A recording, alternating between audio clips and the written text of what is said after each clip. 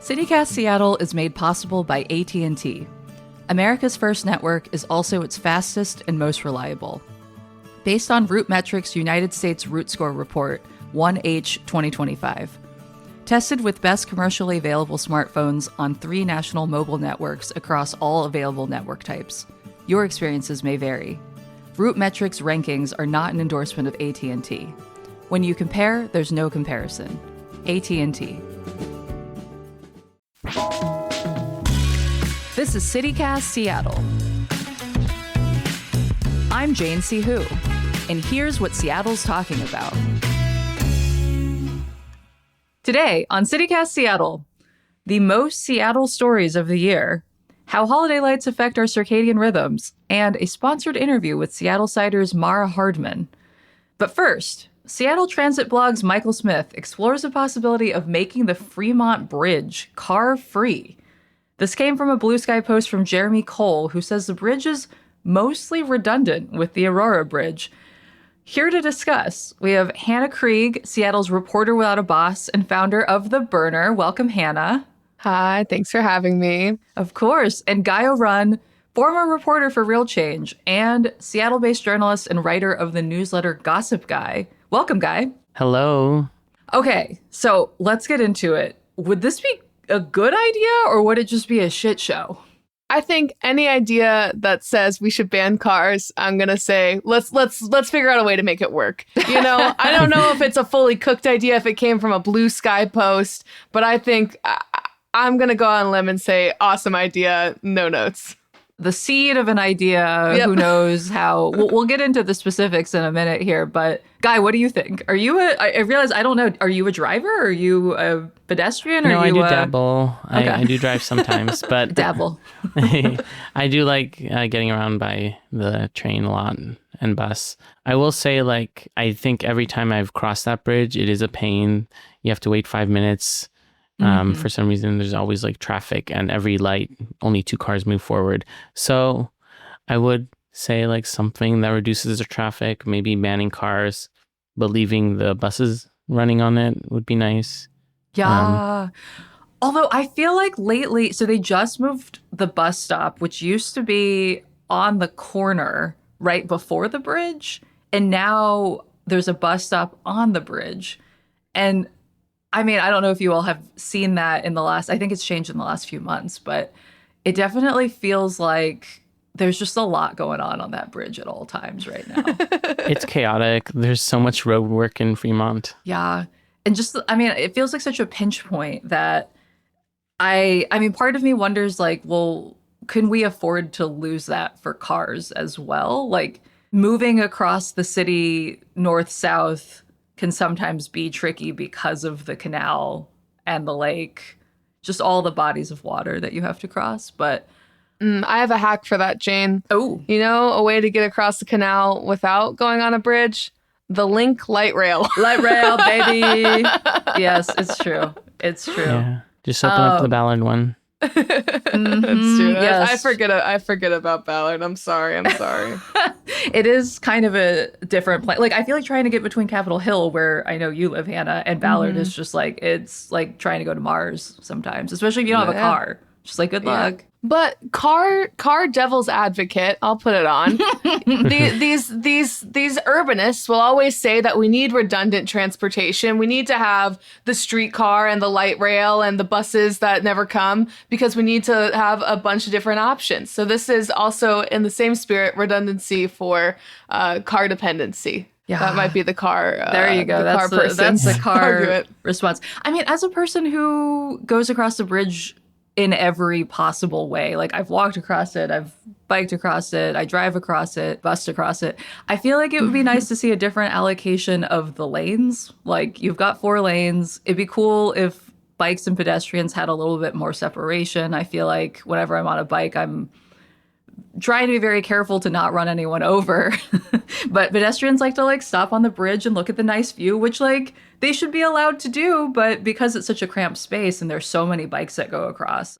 Apparently, according to these stats from a week in November, there were on average 2,300 bikes that went across the Fremont Bridge every day. It's like a lot of traffic. And I don't feel like you can really enjoy yourself as a pedestrian either. And then, like buses get caught in the car traffic. So it'd be cool to rethink. How Maybe we do need that a bridge. joint custody agreement. So cars get it half the time and then bikes and pedestrians. Ooh. It's kind of like how in other big cities across the world, it's like if you have a license plate number that's an even number, you can only drive on some days, and like odd numbers can drive on other days or whatever.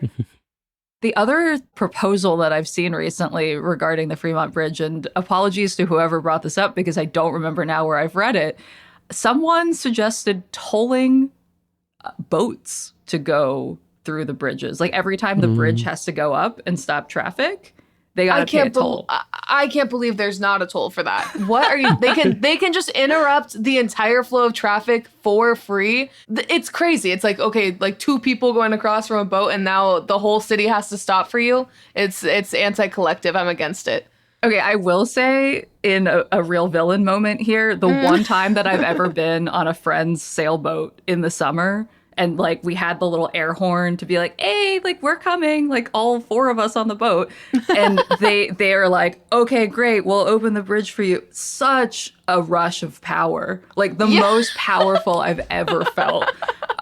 So I get it, but I also agree. I feel like it would make a lot of sense if there were some kind of toll you had to pay, especially as it's someone who's recreating. I feel like there are a lot of boats that go through for construction, for important infrastructure work, for fishing. Like if you're going through for commercial use, I don't know, work that out with the city. But if you're just like some guy on a sailboat, I kind of do feel like you got to pay like $5 or something at least. Yeah, there's no argument of like this is a tax on the working class to make like sailboats pay a toll when they disrupt all traffic everywhere. I think it should be $1,000 for recreational sail to go through that boat. That's insane. You don't want the super yachts coming in and out every day.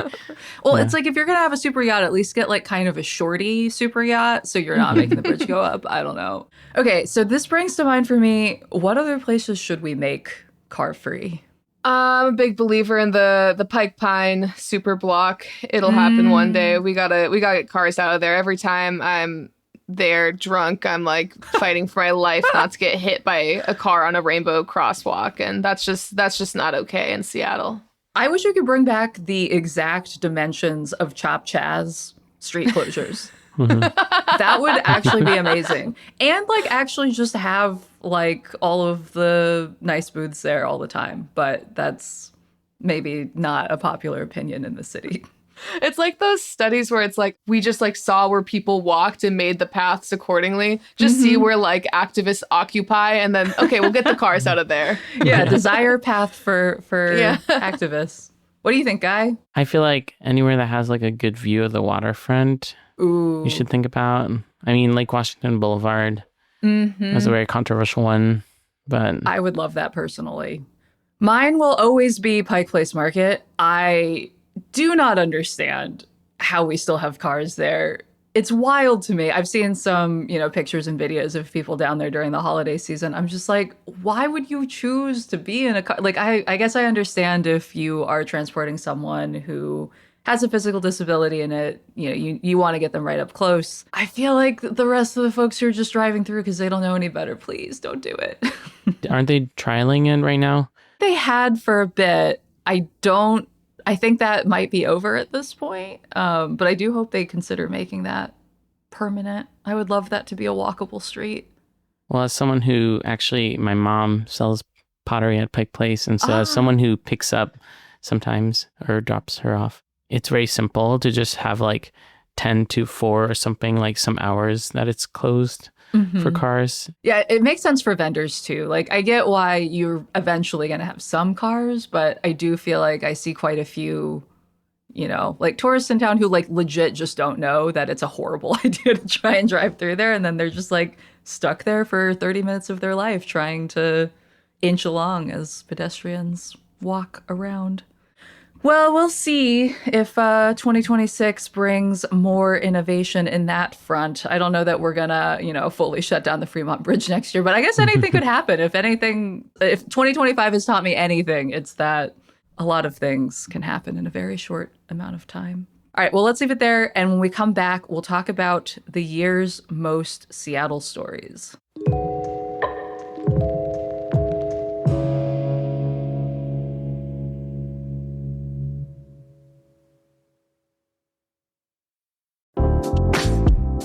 I've been making a point of getting out and visiting or revisiting spots that I don't go to every day in town. So this weekend, a friend and I did a little downtown outing, like we got lunch in Pioneer Square, and then we made our way to the Seattle Art Museum, one of Sam's 3 locations. Sam's collection is wonderfully curated. I've always appreciated how much care they've put into giving museum goers context about artists and how their work represents a moment in history. And right now they've got this special exhibit that I feel like really exemplifies that. It's called Farm to Table, and it explores the role of French Impressionist art in capturing the late 1800s culinary scene in France. There were pieces by well-known artists like Monet and Renoir, but the pieces that spoke to me the most were by some lesser-known artists that depicted like farming, still lifes of food spreads, or tables of people eating. And it got me thinking about how what we eat, with whom we dine, and where that food comes from is always a reflection of wealth, class, and the current moment. Anyway, I highly recommend going to check it out. You can learn more about the exhibit and get tickets at visitsam.org/farm.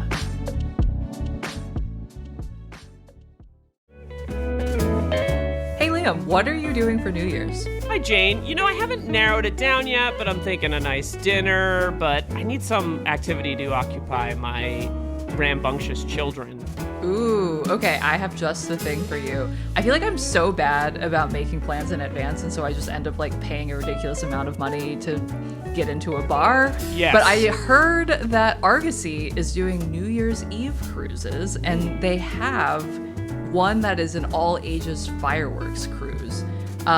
It leaves from either the waterfront downtown or South Lake Union. And they also, I guess if you want to leave your kids at home, there's a 21 plus party cruise. Sign me up for that one. That sounds great.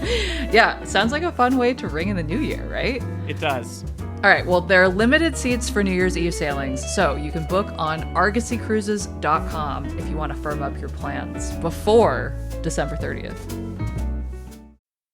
Okay, so last week, Seattle and King County Public Health published a guide for what to do when you find a rat in your toilet. In the words of our executive producer, Ashley Smith, I beg your finest pardon. So with the heavy rains, of course, these rats can end up in sewer systems. They find your way to your toilet or your drain pipe. Apparently, sometimes they smell delicious things and they want to come up, which, so gross. How did we go from hot rat summer to toilet rat winter, or I guess as our creative producer Sam Leeds is calling it, cold sewage rat winter? How did we end up here? Well, I think Saint Rat made it happen. A little gift from Saint Rat. Yeah. I have seen 3 rats this week, I think. So I feel like they're more common. Yeah, I saw a bunch scurrying around Capitol Hill on Friday night. I think we should celebrate it. It makes us more of a real city. Wow, look, we have rats. Isn't that cool? We're so much less suburban. Every rat is a blessing. So this makes me think, like, this just felt like the most Seattle thing to me. Like, I had multiple friends who don't live here who were like, hey, do you see this? And I'm like, yeah, unfortunately, I did. And with less than a week of 2025 left, I've been reflecting on like what other stories felt like some just truly Seattle stuff. Like, what are the stories that you feel like you've had to explain to your friends from out of town and they've been like, I'm sorry, what? And you have to spend 5 to 10 minutes explaining the full context to them. So for me, it was Belltown Hellcat guy finally being sentenced. Oh my gosh, yeah. So for the uninitiated, this guy drove a modified Dodge Charger around town, often in Belltown, hence Belltown Hellcat guy. So that happened for a lot of last year. He would post videos of himself doing it on Instagram. I think he was first stopped by cops at the beginning of 2024 for reckless driving. He's finally charged a few months later. He was ordered to not drive the car. Obviously, he was still driving the car because everyone, every time he was in the car, would be like posting to Reddit or Facebook or whatever, being like, that guy is back out. Eventually, he was, like formally charged, ordered also by a judge to not post on Instagram, though there was some evidence he continued to do that too. We learned that he had previously been charged with domestic violence against his mom and also with stalking an ex-girlfriend.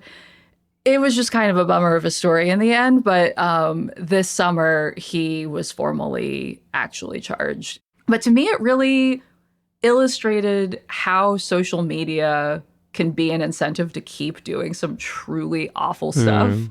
Because, I mean, I think at one point he even said, like, nah, I'm not going to stop. Like, I'm essentially, like, getting paid to do this. It sounded like you all knew what I was talking about when I said Belltown Hellcat guy. Yeah. Yeah.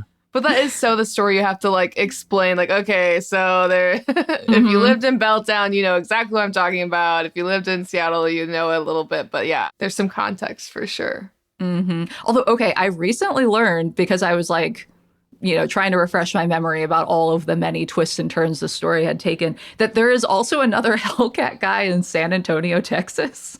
Oh, a who's sister also city. Hey, yeah, right. Copycat. Anyway, I'm curious if you all have other stories that come to mind for you that happened this year that feel like really, really Seattle. Hannah, you said we're feeling like a real city. And it's how many unpermitted street vendors there are. And like there was like 180 plus busts this year, which is like something like 60% more than last year. And I feel like we actually have like street food options now. It does feel nice to, be able to find your local taco stand. And I think that's a saga that will continue. And feeling the tension from like people who want to hold on to that more suburban identity who are like, we have to crack down on these street vendors. And it's like, you want to crack down on like the best food I can get at 1 a.m. I don't know, like you want to crack down on happiness. It's ridiculous. Yeah, I respect the hustle, going out there in rain or shine. I know we've talked a lot on this show about how we would love to see Seattle have more of a nightlife. And that does feel like a component of that, like late night operating food vendors. It just seems, I understand why in some cases you might not go through the official channels. Like I can see lots of barriers to that, but it's a tricky one. Yeah, definitely. I think I love that like there's a outside Massive, there's like the Pupusa lady. There's like a great Jamaican food on like Pine, I think usually. But yeah, I think if we can make it less onerous, because I do understand there's also like some drama and conflict with, people who went through the right channels and are paying a lot of money for all these permits. And then you have someone who hasn't done that. So if we can make it more accessible, maybe make it easier to fill out these forms in different languages, I'd be interested to see. I think the city does have some resources for that, which is, I think, a great start, and continuing to identify like why folks might not be motivated to go for the official permit. I imagine some of it's money, but some of it might just be the headache of paperwork. Hannah, what do you think? Is there a story of the year that you felt was like very Seattle? It might be a saga. I think the saga of the year would have, it would have to be from beginning to end. The Cal Anderson like late May hate rally, and then that all the like horrible like right-wing backlash after that, and then kind of going into the next hate rally later this year, and then that culminating in a Chapel Roan kazoo protest. There's so many levels to this. We could talk about this for an hour about all the different ways, even like the mayor's office response, even like how people got hyper focused on permitting about it. Like it was incredibly Seattle. Right. So it was an anti-LGBTQ group, if I remember correctly, who initially got or applied for a permit to hold a rally at Cal Anderson. And the city's compromise was essentially like, well, maybe don't do it at Cal Anderson. Like a lot of gay people hang out there. Like maybe do it at Gasworks. Yeah. Well, originally, didn't they want to do it in Pick Place the first time? And then the city was like, no, do it in Cal Anderson. Yeah, was this is the confusion about me presenting as a saga. There was the first one, which yes, was originally they wanted to do in Pike Place, but then the city was like, well, actually, you can't disturb like small businesses. It's a community concern, and then they moved it to Cal Anderson, which obviously would have a community concern in that you're going to disturb the gays. And then that was a huge disaster. Like 20 people got arrested, and then a different but kind of similar group wanted to do another Cal Anderson hate rally after seeing like all the success of this one. Oh my God, we got so many views. And then the city behind the scenes like negotiated them to like, please just go to Gasworks. But the queers still showed up. And For some reason, that cracked me up that they were like, Gasworks is like a safe, neutral space where like gay people don't hang out. You're like, I don't know. It's harder to get to. There's not as much, like I couldn't bus there as easily. So it's like, damn, maybe gay people can't get here. You know, maybe this is like an island for the straights. I don't know. Famously don't drive ever. Yeah.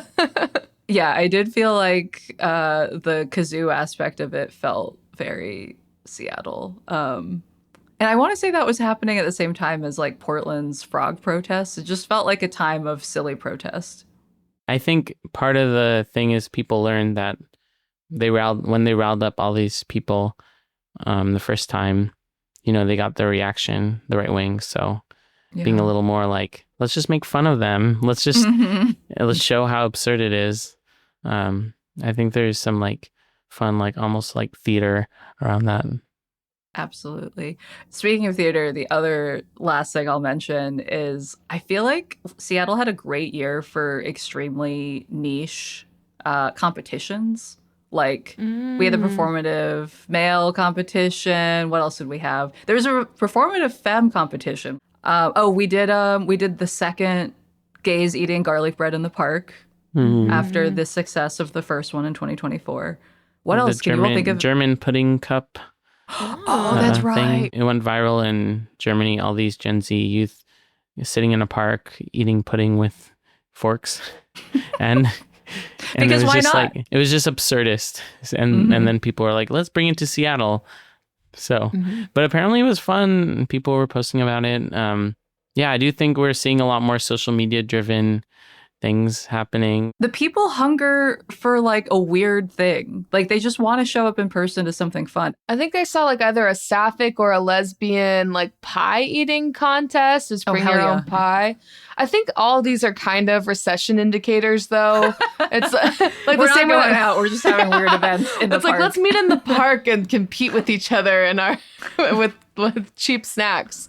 And similar with like living room karaoke. You know. I'm all for that, though. Yeah, I am for it too. If they're charging $20 cover, all these bars, you know, they'll decide. Yeah, for real. All right, well, maybe in 2026, let's keep having weird little events and keep it cheap because, yeah, who knows? Let's all save a little bit of money. Guy, thank you so much for being on the show today. Thank you. And Hannah, thanks for joining us. Yeah, thanks so much. Happy holidays. Happy holidays. We're going to take a quick break. And when we come back, we're going to talk with science journalist Lynn Peoples about circadian rhythms.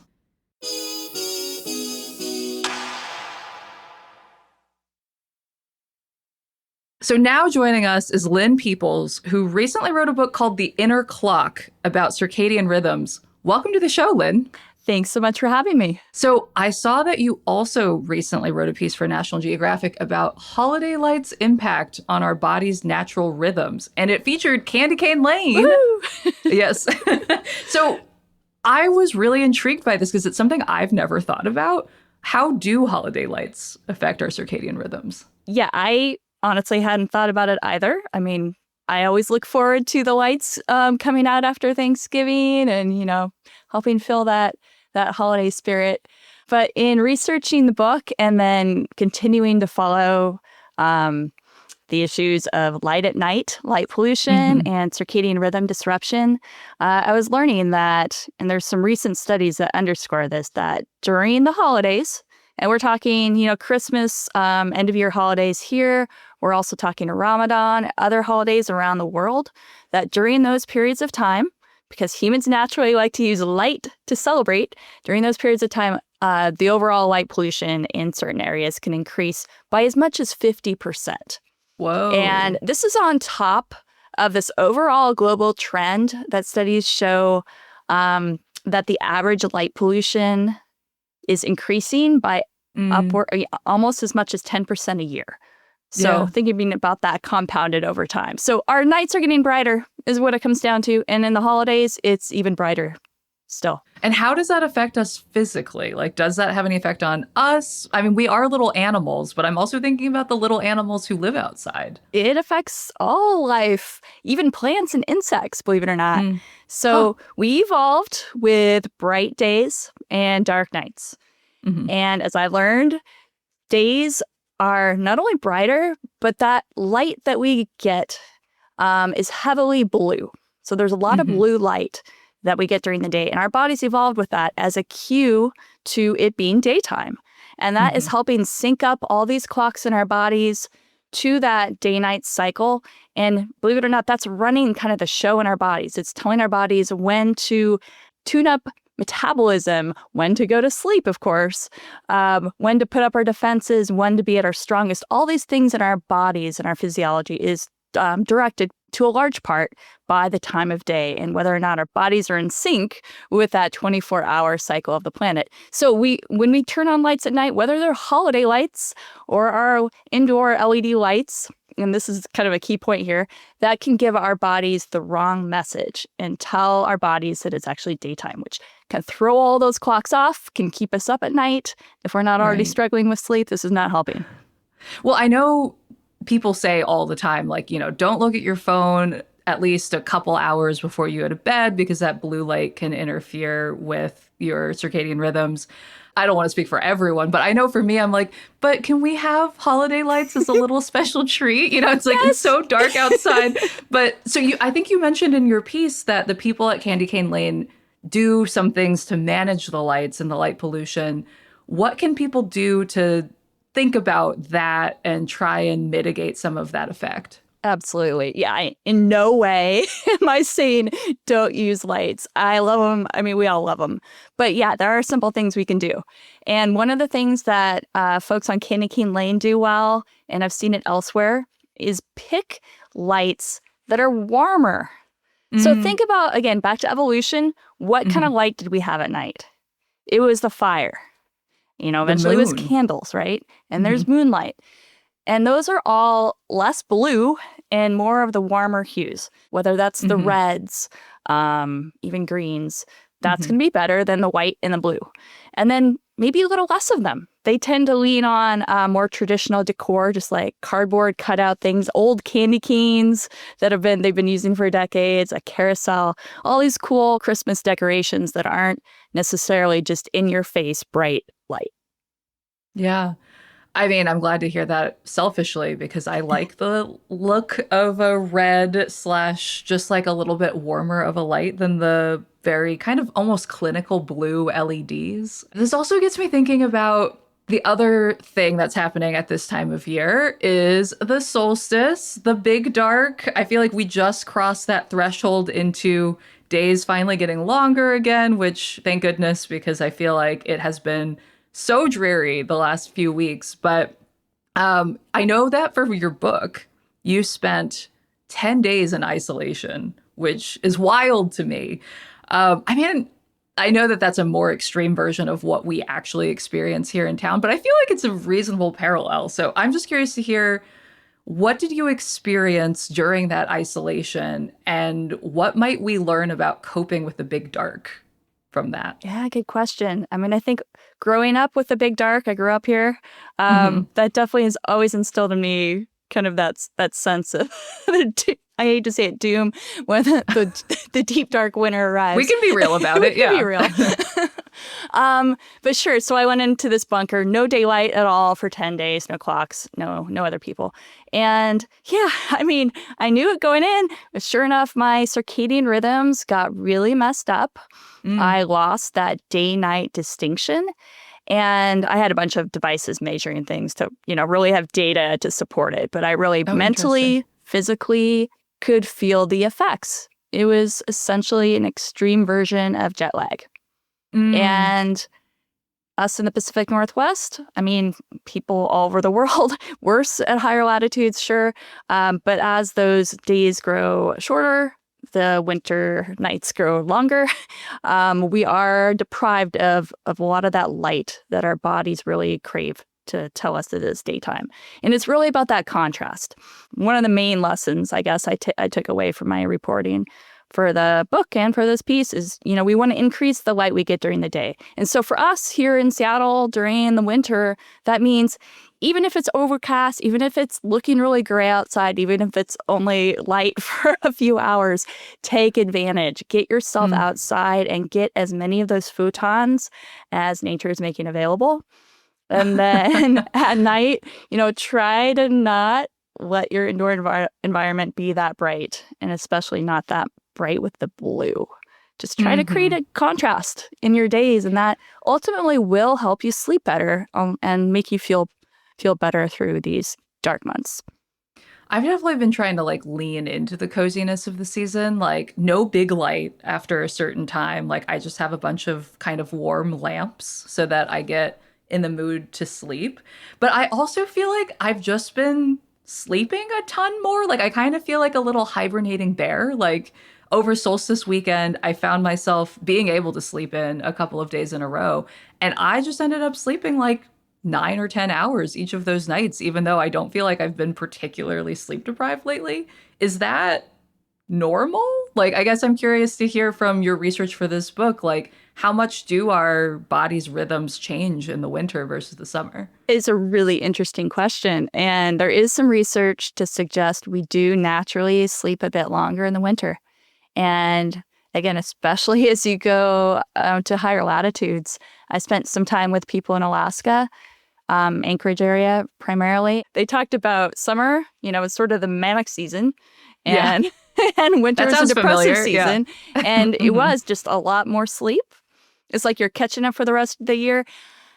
I mean, that said, none of this is really natural or particularly healthy. I mean, we evolved at the equator. Most of our DNA is really calibrated for those conditions of 12 hours of light and 12 hours of dark. And it's taking a while for us to catch up, for evolution to try to adapt us to higher latitudes. Some people do better than others with it. And, that brings you to, seasonal affective disorder and some of these other conditions that are, pretty common up this high. Yeah, I imagine also depending on, now that, it's so easy for people to move around, I imagine that depending on your genetic background, some folks are descended from people who have spent a long time at this latitude. And then there are some who have moved from the equator who might struggle with it more. Exactly. Well, I am definitely going to take all of this to heart, Lynn. I am going to use warm colored lights. I am going to try and minimize any kind of bright LED lights before bed in particular. And I'm just going to lean into sleeping a lot more. I approve. Well done, Jane. All right, Lynn. Well, thank you so much for joining us and sharing your expertise with us. Yeah, thanks so much for having me. And one last question for you. Yeah. Where can people find more of your work if they want to learn more about circadian rhythms? Yeah, absolutely. LynnPeoples.com has links to everything. Again, my book, The Inner Clock, is found anywhere you find your books. So sweet. Yeah. Also be a good holiday gift if you're shopping. Just plug in that. Thanks. But... Yep. It's not too All right, late. Thanks again, Lynn. Right. Thank you. Take care. And now, last but not least, Mara Hardman will be joining us for a conversation sponsored by Seattle Cider. Hey, this is Jane here with Mara Hardman, Marketing and PR Manager of Seattle Cider. Hi, Mara. How you doing? Hi, Jane. I'm doing so great. Thanks for having me today. Of course, my pleasure. I'm excited to hear more about Seattle Cider. So to kick things off, can you tell us a little bit more about Seattle Cider? I know you'll have a tap room in Sodo. How long have you all been in town? Seattle Cider started in 2013. That's the same time that we actually opened our tap room. It used to have a different name, but now is officially Seattle Cider Tap Room. Oh, wait, what was the old name? Well, we used to be called the Woods, and we had a Okay. tavern license back then. And so now we're actually considered a restaurant, so not just a tap room. We offer craft cider, craft beer, lots of NA options as we're going into January soon. I'm sure people will be wondering. We'll have a ton of NA options available. We were the first craft cidery to start in Seattle proper since the end of Prohibition, which is kind of wild to think Oh, about. dang. That's amazing. Okay, so if folks haven't been down to the tap room yet, how would you describe the vibe? So what we were going for with the tap room is really kind of like a local living room, casual vibe. We were very intentional with the way that we styled it, but without being too pretentious.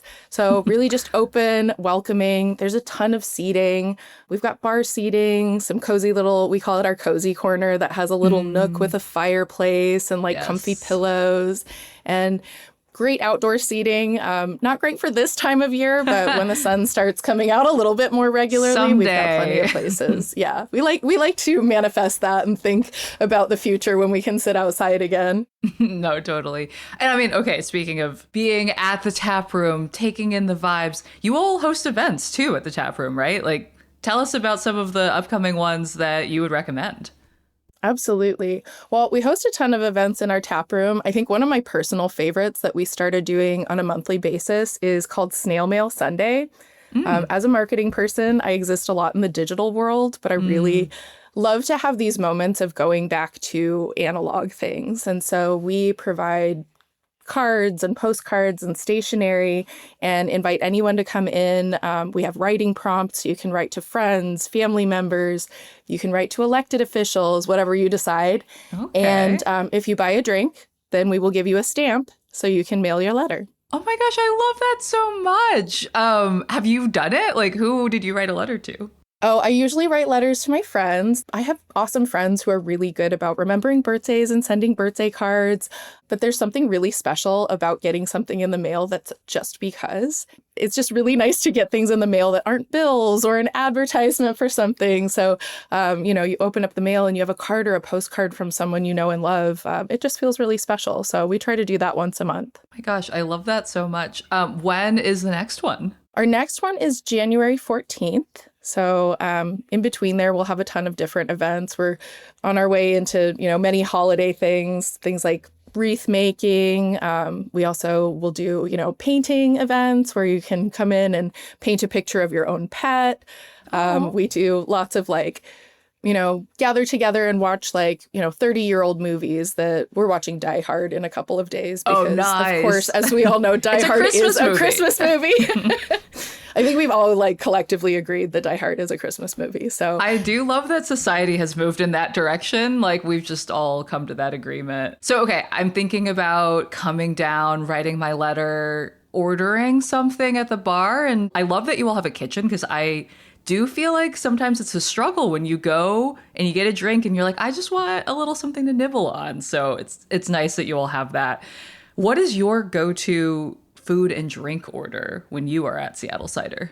if I am ordering something to eat, we have a fantastic smash burger. And I love tots. So we make our tots. We put a little You were nutritional speaking my yeast language. on them. There's something about tater tots. We have a great shoestring fry too, but I'm a tots gal. I absolutely Same. love tots. So yeah, I'll usually get a smash burger, and we've got a rad burger sauce that goes on the smash burger. That's made in-house. We like to sneak a little bit of cider into a lot of our recipes. So, you'll find that our salad dressings might have some cider in those.